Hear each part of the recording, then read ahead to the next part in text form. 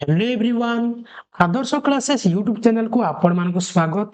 पूर्व क्लास रे आमे नुआ बही विज्ञान नुआ बहिर द्वितीय अध्यायर जीव जगतर विविधता पाठर 1 नंबर रु 5 नंबर पर्यंत समस्त प्रश्न उत्तर आलोचना करथिले। आज आमे 5 नंबर रु 10 नंबर पर्यंत समस्त प्रश्न उत्तर आलोचना करिबा। भिडियो को शेष पर्यंत देखंतु आउ एमिति सब जाक विषयर प्रश्न उत्तर भिडियो पाया पे आम चैनल को सब्सक्राइब करी पाखरे थिबा बेल आइकन को ऑन कर दियंतु आउ एई भिडियो को टे लाइक करिकि निजर संग मानक सह शेयर कर दियंतु। तेबे चलंतु आज आमे जीव जगतर विविधता पाठर आउ बाकी क्वेश्चन आंसर आलोचना करिबा। ठीक अछि, जदि पूर्व भिडियो देखि नथिबे जल्दी जाके देखि दियो। सेही भिडियो रे आमे 1 नंबर रु 5 नंबर पर्यंत समस्त प्रश्न उत्तर को संपूर्ण भाव आलोचना करिछि। हैला आउ जदि चाहुच कि एई पाठ नुए सब जाक पाठर नोट सह जदि पाठ को बुझिबा को चाहुच तेबे कमेंट सेक्शन रे कमेंट करो, मु तमन को पाठटी को संपूर्ण रूपे बुझाई देबी, ताहा सह नोट मध्ये तमन को दे देबी।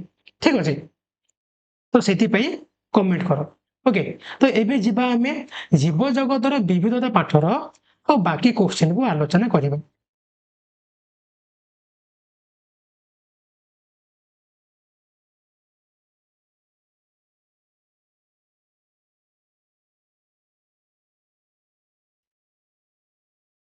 तो पूर्व क्लास रे हमें कोन ना 1 नंबर 5 नंबर पर्यंत आलोचना करथिले। एबे जिबा हमें 6 नंबर 6 नंबर क्वेश्चन कोन देछि देखो, जनसंख्या बढ़ी चलछि ओ लोक माने अधिक आरामदायक जीवन यापन करबाकू चाहुचंती, फल रे विभिन्न आवश्यकता को पूरण पाई जंगल कटा जाउछि। क्वेश्चन को भल से बुझ, एहा हम परिवेश को किपरि प्रभावित करि पारे, आमे एही समस्यार किपरि मुकाबिला करि परिबा बोली तुमे भाबुछ। क्वेश्चन कोन देछि ना जनसंख्या दिन दिन बढ़ी चलिछि, लोक माने कोन जे अधिक आरामदायक जीवन यापन करबाकू चाहुचंती, जहा फल रे विभिन्न आवश्यकता पूरण करिया पे जंगल कटा जाउछि। हैला एहा माने कोटा ए जो जंगल कटा जाउछि एहा आम परिवेश को किपरि प्रभावित करि पारे, जंगल काटिले आम परिवेशर कौन कौन सब असुविधा हबो, आमे एही समस्यार किपरि मुकाबिला करिबा, एही समस्यार समाधान किपरि आमे करिबा बोली तमे भाबुछ, ताहाକୁ लिखि। ठीक अछि, तो आंसर लिखिबा। तो देखो जंगल क्षय बा जंगल को काटिले आमर प्रभाव कौन कौन पड़िबो, प्रभाव पड़िबो कौन ना वन्य जंतुंकर बासस्थान नष्ट हेबो, अम्लजान कमिबो, अंगारकाम्ल बढ़िबो। लिखिबो अंगारकाम्लर परिमाण बढ़िबो, जहा फल रे विश्व तापन जहाको हमें ग्लोबल वार्मिंग कहूचे बढ़िबो। हैला एवं वृष्टिपात अनियमित हबो। बुझा गला, एही सब कोन प्रभाव पड़िबो। तार समाधान हमें केमिति करिबा ना समाधान हमें करिबा, हमको व्यापक वृक्षरोपण करबाको हेबो। हैला व्यापक वृक्षरोपण करबाको हेबो, जंगल कटा बंद करबाको हेबो एवं जनसंख्या नियंत्रण सह परिवेश सुरक्षा पई सचेतनता सृष्टि करबाको हेबो। बुझा गला, हमको व्यापक वृक्षरोपण करबाको पड़े। वृक्षरोपण माने कोंडे गछ पोतिबाको पड़िबो। हैला गछ पोतिबाको पड़िबो।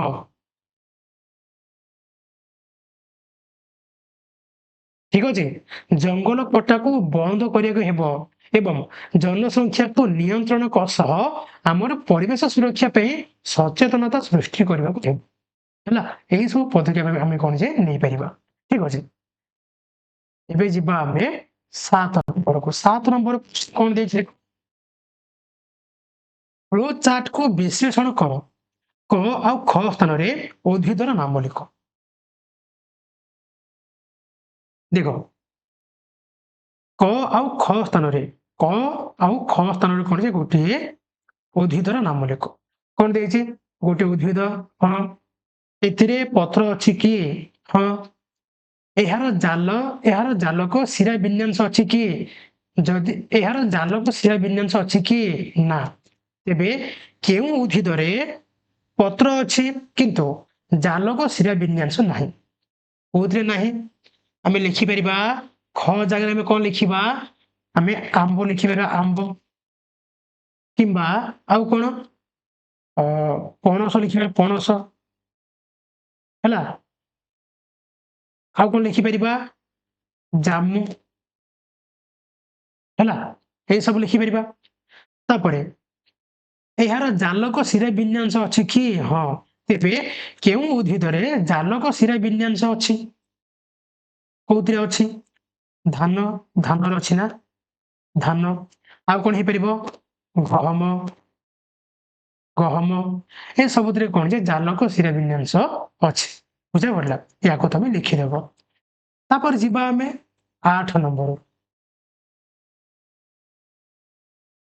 8 ନମ୍ବର ପ୍ରଶ୍ନ କଣ ଦେଇଛି ଦେଖ? ରାଜୁ ତା ବନ୍ଧୁ ସଞ୍ଜୟ ସହ ଯୁକ୍ତି ତର୍କ କରିଥିଲା। ହେଲା, ମୋ ନାଁ ଦେଇଦେଇଛି ଆଉ। ରାଜୁ ତା ବନ୍ଧୁ ସଞ୍ଜୟ ସହ ଯୁକ୍ତି ତର୍କ କରିଥିଲା, ମାନେ ମୋ ସହ ଯୁକ୍ତି ତର୍କ କରିଥିଲା ଯେ ମନ୍ଦାର ହେଉଛି ଏକ ବୁଦା। ସଞ୍ଜୟ ସ୍ପଷ୍ଟୀକରଣ ପାଇଁ କଣ ପ୍ରଶ୍ନ ପଚାରିଥିବ? ରାଜୁ ଆଉ ସଞ୍ଜୟ କଣ ଯେ ଯୁକ୍ତି ତର୍କ କରୁଥିଲେ ଯେ କଣ ନା ମନ୍ଦାର ଗୋଟେ କଣ, ମନ୍ଦାର ଗଛ ଗୋଟିଏ ବୁଦା। ହେଲା, ରାଜୁ କହୁଥିଲା କଣ ନା ମନ୍ଦାର ଗଛ ଗୋଟିଏ ବୁଦା। ତେବେ ସଞ୍ଜୟ କଣ କୋଶ୍ଚିନ୍ ପଚାରିକି ବା କେଉଁ ପ୍ରଶ୍ନ ପଚାରିକି ସ୍ପଷ୍ଟୀକରଣ କରିଥିବ? ତେବେ ପ୍ରଶ୍ନ କଣ ହେଇପାରିବ? ଦେଖ, ପ୍ରଶ୍ନ କଣ ହେଇପାରିବ? ସଞ୍ଜୟ କଣ ପ୍ରଶ୍ନ ପଚାରିଥିବ? କଣ ପ୍ରଶ୍ନ ପଚାରିଥିବ ମୋ ସାଙ୍ଗକୁ ଲେଖିଦିଅ। ଦେଖ, ମନ୍ଦାର ଗଛ ଏକ ସବଳ କାଣ୍ଡ ବିଶିଷ୍ଟ ନା ଦୁର୍ବଳ କାଣ୍ଡ ବିଶିଷ୍ଟ? ସବଳ କାଣ୍ଡ ମାନେ କଣ? ସିଏ ନିଜ ଚେର ସାହାଯ୍ୟରେ ସିଏ କଣ ମାଟି ଉପରେ ଠିଆ ହେଇଥିବ, ସିଏ ସବଳ କାଣ୍ଡ। ଦୁର୍ବଳ କାଣ୍ଡ ମାନେ କଣ? ଯିଏ କି ଅନ୍ୟ ସାହାରାରେ ସିଏ କଣ, ଅନ୍ୟର ସାହାରାରେ ସିଏ ବଢୁଥିବ। ଯେମିତି ଲତା, ଲତାର କଣ ନିଜର କଣ ବଳ ଅଛି କି? ନା, ସିଏ ଅନ୍ୟର ସାହାରାରେ ସିଏ ବଢି ବଢି ଯାଇଥାଏ। ବୁଝା ପଡିଲା?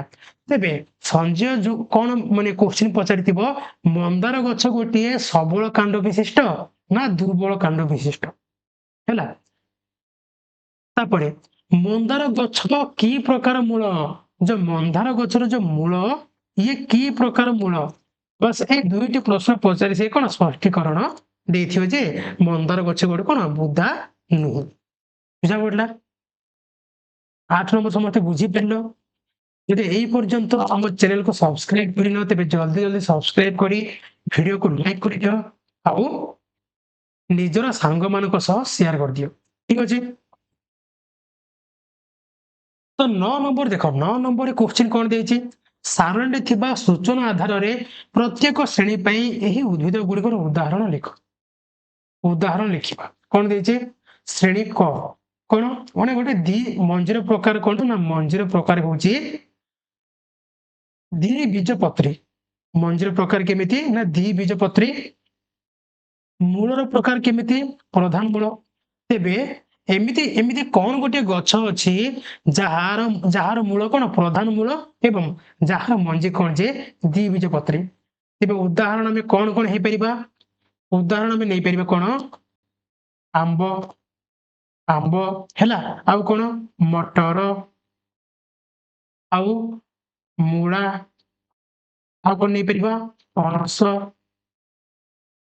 ହେଲା, ଏମାନେ ସବୁ କଣ ଯେ ପ୍ରଧାନ ମୂଳ ସହ ଦ୍ୱିବୀଜପତ୍ରୀ। ତାପରେ ଶ୍ରେଣୀ ଖ ରେ କଣ ଦେଇଛି? ଏକ ବୀଜପତ୍ରୀ ଆଉ ଗୁଚ୍ଛ ମୂଳ। ମାନେ ଏମିତି କଣ ଗୋଟେ ଗଛର ନାଁ କୁହ ଯିଏ କି ଗୁଚ୍ଛ ମୂଳ ହେଇଥିବ ଆଉ ଏକ ବୀଜପତ୍ରୀ ହେଇଥିବ? କଣ କଣ? ଧାନ ହେଇପାରିବ, ଆଉ କଣ? ଗହମ, ହେଲା, ମକା, ନଡ଼ିଆ। ଏମାନେ ସବୁ କଣ ଯେ ଗୋଟେ ଗୋଟେ ଗୁଚ୍ଛ ମୂଳ ଆଉ ଏକ ବୀଜ ପତ୍ର। ତାପରେ କୋଶ୍ଚିନ୍ ରେ କଣ ଦେଇଛି? ଶ୍ରେଣୀ କ ର ଉଦ୍ଭିଦର ଆଉ କଣ ସମାନତା ରହିଛି?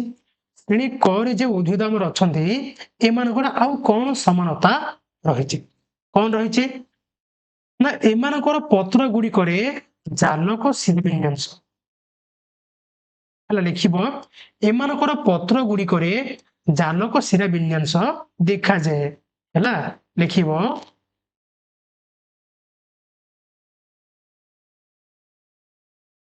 ଏହି ଶ୍ରେଣୀର ଉଦ୍ଭିଦ ଗୁଡ଼ିକର ପତ୍ରରେ ଜାଲକ ଶିରା ବିନ୍ୟାସ ଦେଖିବାକୁ ମିଳେ।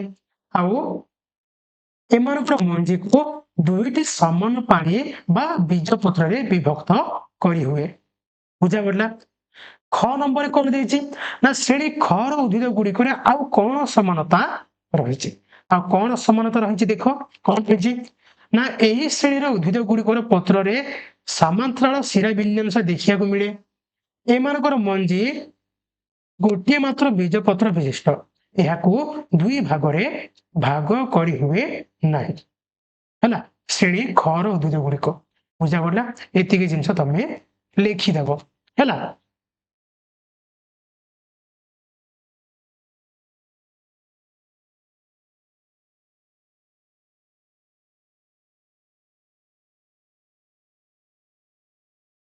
এই যে আমি ଖରେ ଯୋଉ ଆମେ ଲେଖିଲେ ଏଠାରେ ଧାନ ଆଉ କଣ ଗହମ ଲେଖିଲେ ଏ ଧାନ ଗହମରେ କଣ ଯେ ଜାଲକ ଶିରା ବିନ୍ୟାସ ନାହିଁ କଣ ଅଛି ନା ସମାନ୍ତରାଳ ଶିରା ବିନ୍ୟାସ ହେଲା। ଏଟା ତମେ ବୁଝ ଠିକ ଅଛି ଲେଖିବନି ୟାକୁ ବୁଝ ଖାଲି। ତାପରେ ଯିବା ଆମେ ଲାଷ୍ଟ କ୍ୱେଶ୍ଚିନ୍ 10 ନମ୍ବର କ୍ୱେଶ୍ଚିନ୍ ହେବ।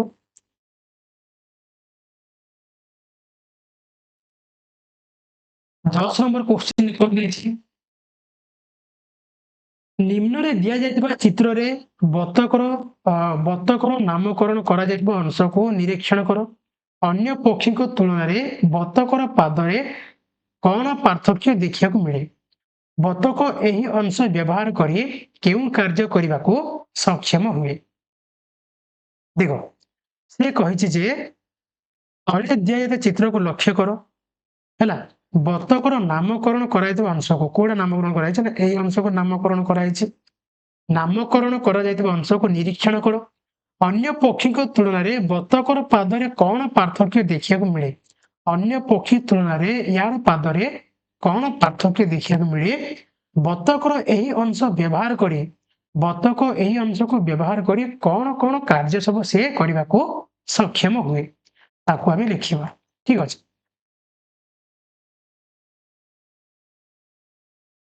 ତ ଦେଖ ଅନ୍ୟ ପକ୍ଷୀଙ୍କ ତୁଳନାରେ ବତକର ପାଦର ପାର୍ଥକ୍ୟ କଣ ଥାଉଛି। ବତକର ପାଦର ଆଙ୍ଗୁଠି ଗୁଡ଼ିକ ପରସ୍ପର ସହ ଚର୍ମ ଦ୍ୱାରା ଯୋଡ଼ି ହୋଇଥାଏ ଯାହାକୁ ପରଦା ଯୁକ୍ତ ପାଦ କୁହାଯାଏ। ହେଲା ବତକର ଆଙ୍ଗୁଠି ଗୁଡ଼ିକ କଣ ଯେ ପରସ୍ପର ଚର୍ମ ଦ୍ୱାରା ଯୋଡ଼ି ହେଇଥାନ୍ତି ଯାହାକୁ କଣ କୁହାଯାଏ ନା ପରଦା ଯୁକ୍ତ ପାଦ। ପାଦତଳିଏ ଅନ୍ୟ ପକ୍ଷୀଙ୍କର ଆଙ୍ଗୁଠି ଗୁଡ଼ିକ ପରସ୍ପର ଠାରୁ ଅଲଗା ବା ମୁକ୍ତ ଥାଏ। ତେବେ ବତକ ଏହି ଅଂଶ ବ୍ୟବହାର କରି କେଉଁ କାର୍ଯ୍ୟ କରିବାକୁ ସକ୍ଷମ ହୁଏ ନା ବତକ ଏହି ଅଂଶ ବ୍ୟବହାର କରି ଏହି ପରଦା ଯୁକ୍ତ ପାଦ ବତକକୁ ପାଣିରେ ପହଁରିବାରେ ସାହାଯ୍ୟ କରେ। ହେଲା ଏହି ପରଦା ଯୁକ୍ତ ଅଂଶ କଣ ଯେ ବତକକୁ ପାଣିରେ ପହଁରିବାରେ ସାହାଯ୍ୟ କରେ ଠିକ ଅଛି। ଏହା ପାଣିକୁ ପଛକୁ ଠେଲିବାରେ ଏକ ବେଲଚା ବା ପହ୍ନି ଭଳି କାମ କରିଥାଏ ଯାହା ଫଳରେ ବତକ ସହଜରେ ପାଣିରେ ଗତି କରେ। ତ ଇଏ କଣ ନା ବତକ ଯୋଉ ପାଣି ଠେଲିକି ସେ ଆଗକୁ ଯାଏ ପାଣିକୁ ପଛକୁ ଠେଲିବାରେ କଣ ଇଏ ଗୋଟେ ବେଲସା ଭଳି କାମ କରୁଥାଏ ଯାହା ଫଳରେ ବତକ କଣ ଅତି ସହଜରେ ପାଣିରେ ପହଁରି ପାରେ ଠିକ ଅଛି।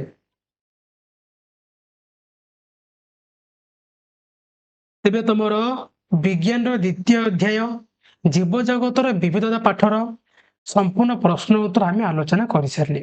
ପୂର୍ବ ଭିଡ଼ିଓରେ ଆମେ 1 ନମ୍ବରରୁ 5 ନମ୍ବର ପର୍ଯ୍ୟନ୍ତ ପ୍ରଶ୍ନ ଉତ୍ତର ଆଲୋଚନା କରିଥିଲେ।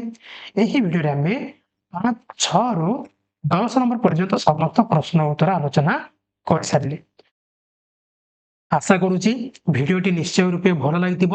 ଯଦି ଭଲ ଲାଗିଛି ତାହେଲେ ଗୋଟେ ଲାଇକ୍ କରନ୍ତୁ ଆଉ ଏମିତି ଅନ୍ୟ ବିଷୟ ଗୁଡ଼ିକର ପ୍ରଶ୍ନ ଉତ୍ତର ଭିଡ଼ିଓ ପାଇବା ପାଇଁ ଆମ ଚ୍ୟାନେଲ ଆଦର୍ଶ କ୍ଲାसेसକୁ ସବସ୍କ୍ରାଇବ କରି ପାଖରେ ଥିବା ବେଲ୍ ଆଇକନକୁ ଅନ୍ କରିଦିଅନ୍ତୁ ଆଉ ଏହି ଭିଡ଼ିଓକୁ ନିଜର ସାଙ୍ଗମାନଙ୍କ ପାଖକୁ ସେୟାର କରିଦିଅନ୍ତୁ। ତ ଆଜି ପାଇଁ ଏତିକି ପୁଣି ଦେଖା ହେବା ନେକ୍ସଟ ଭିଡ଼ିଓରେ। ଧନ୍ୟବାଦ।